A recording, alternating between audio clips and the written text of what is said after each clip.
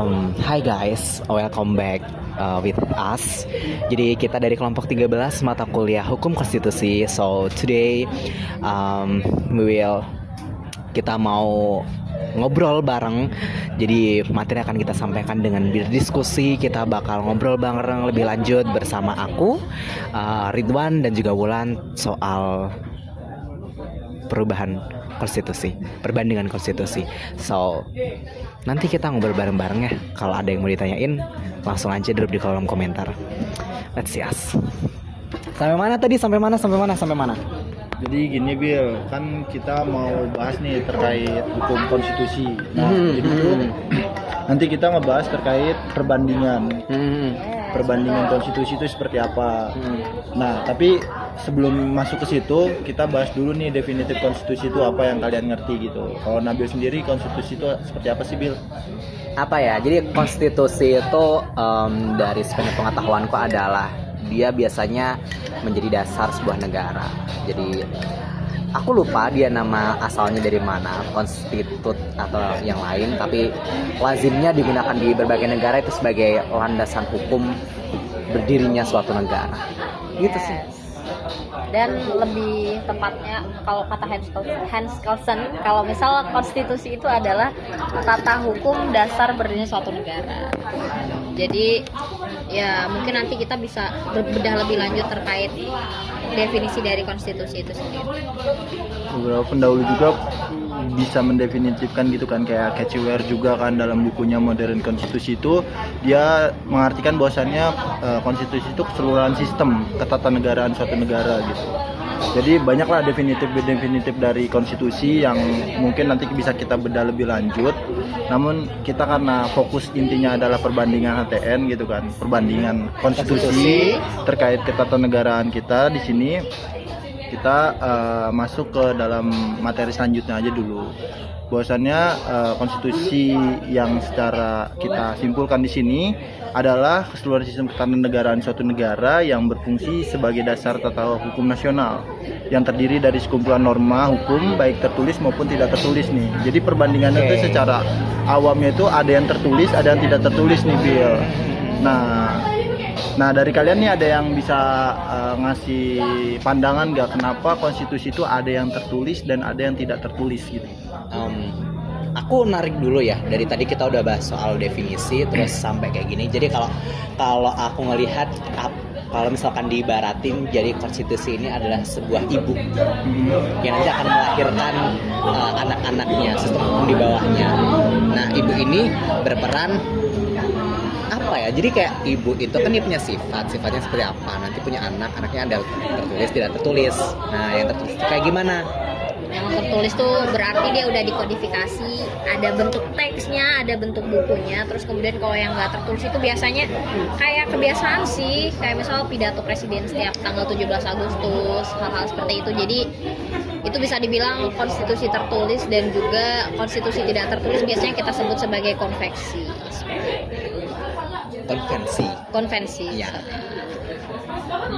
Ya sih, tapi sejauh ini yang saya pahamin juga kan karena sebab alasannya itu ada substansial dari konstitusi itu mencakup 3 dimensi Bill. Nah, dimensi pertama itu adalah terkait sosial politiknya sebagai cerminan realitas kehidupan sosial politik yang nyata di tengah masyarakat. Makanya itu biasanya ada yang tidak tertulis karena dimensi substansial itu.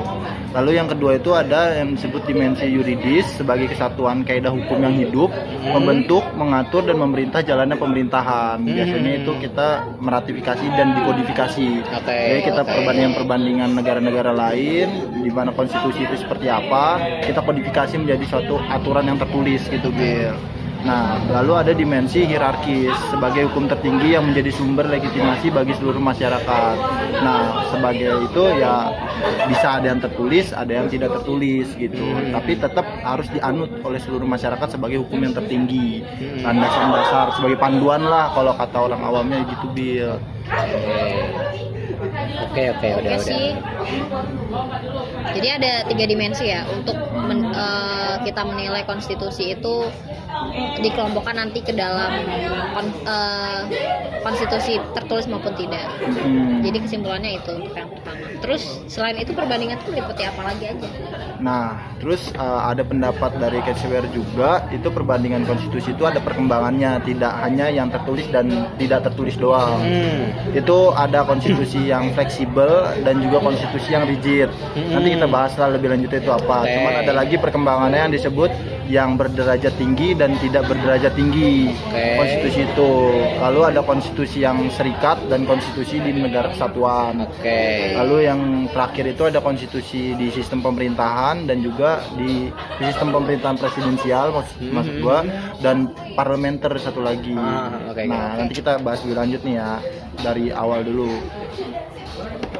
Nah, dari Wulan coba kalau misalkan tahu nggak pandangan Wulan terkait konstitusi, menurut bentuknya itu seperti apa sih? Kalau menurut bentuknya itu konstitusi ada jelas, yang pertama ada konstitusi tertulis sama nggak tertulis. Jadi ya konstitusi tertulis ya dia dalam bentuk teks sudah dikodifikasikan dalam lembaran-lembaran negara. Kalau sedang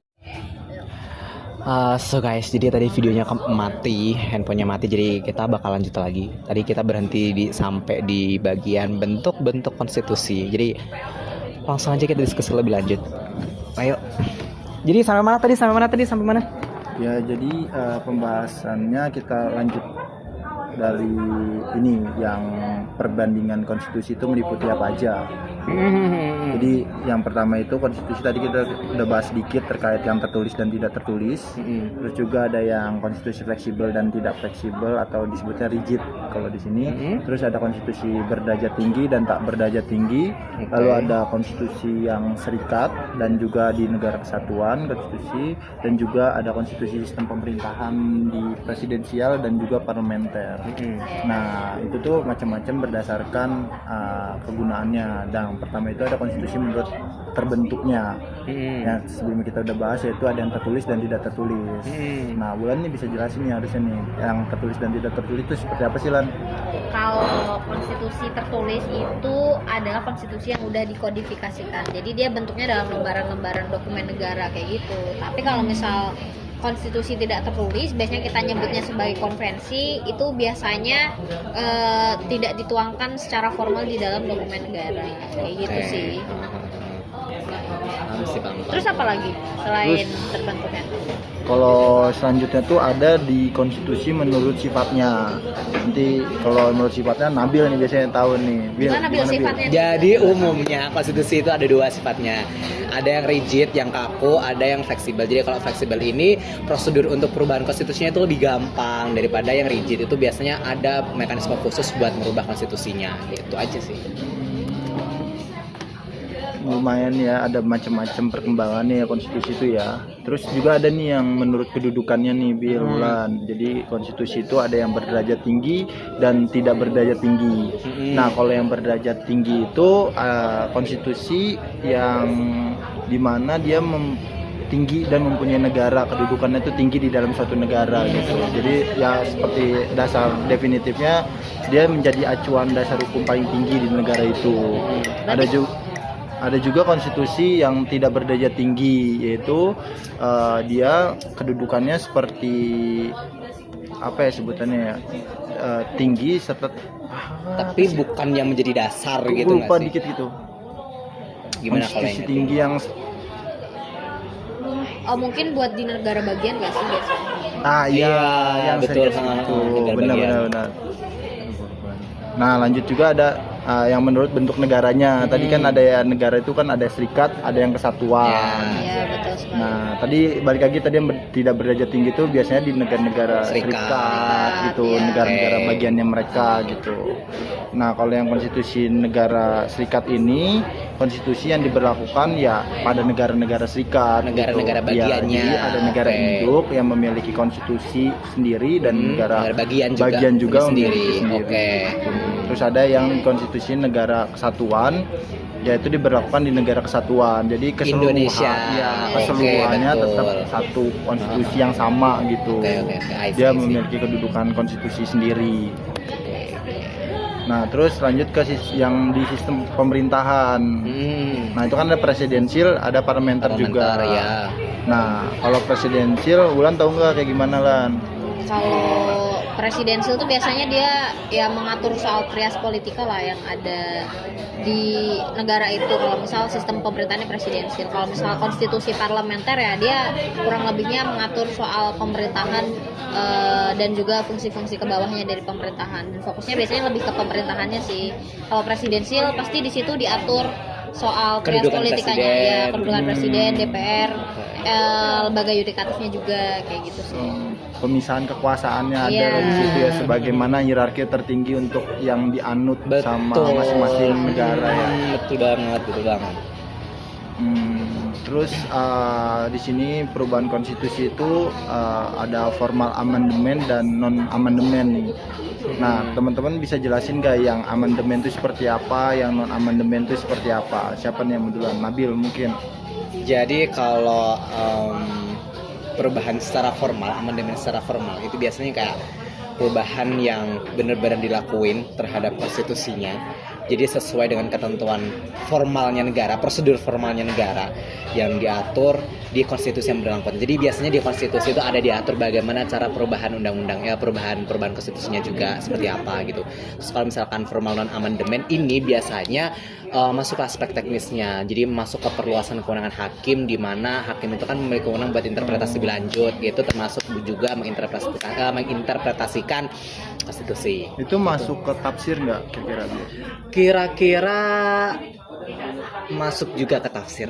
Tafsir ya. Tafsir hakim. Berarti ada yang lewat proses amandemen, Betul. untuk perubahan Legislatif konstitusi itu amandemen, dengan prosedurnya amandemen. Betul. Terus ada juga yang non amandemen gitu, kayak tadi Betul. teknis sebutannya, Teknis, berarti di ya. sini. Begitu ya. Lanjut lagi kita ke bahas bagaimana eksistensi konstitusi lama pasca amandemen di konstitusi. Nah, jadi di sini ada beberapa poin yang bisa kita tekankan. Ada jika apabila berlaku secara konstitusi adalah diubah konstitusi yang akan keseluruhan konstitusi. Jadi itu gimana ya nyebutnya ya? Amandemen ini dia sebuah konstitusi amandemen ini bisa mengubah akan keseluruhan konstitusi gitu. Oke. Jadi dia tidak kan konstitusi itu bisa diamandemenkan per poin, per hal-hal yang penting untuk sudah tidak relevan lalu diganti menjadi konstitusi yang baru. Ada yang keseluruhan. Nah, kalau berlaku secara konstitusi itu harus diubah secara keseluruhan gitu. Terus ada berlandaskan sistem. Jadi negara ini menganut sistem negaranya. Terus juga ada apabila konstitusi tetap diubah, berlaku konstitusi perubahan yang terhadap asli konstitusi tersebut.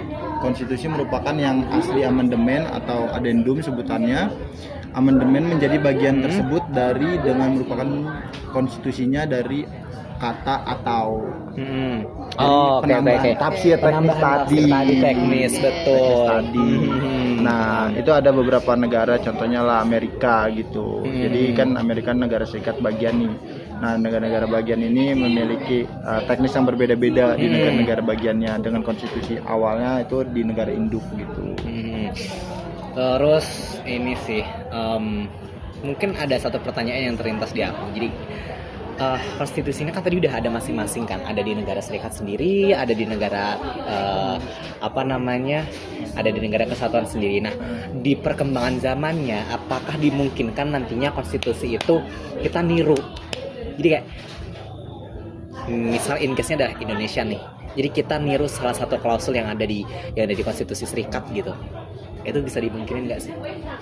Nah, mungkin itu bisa jadi bahan diskusi waktu di kelasnya hukum konstitusi nggak sih? Tapi itu Menarik selalu banget, jujur. bisa sih, karena konstitusi itu selalu ada perkembangannya setiap zamannya. Jadi harus ada perubahan konstitusi yang sudah tidak relevan dengan zaman-zaman sekarang.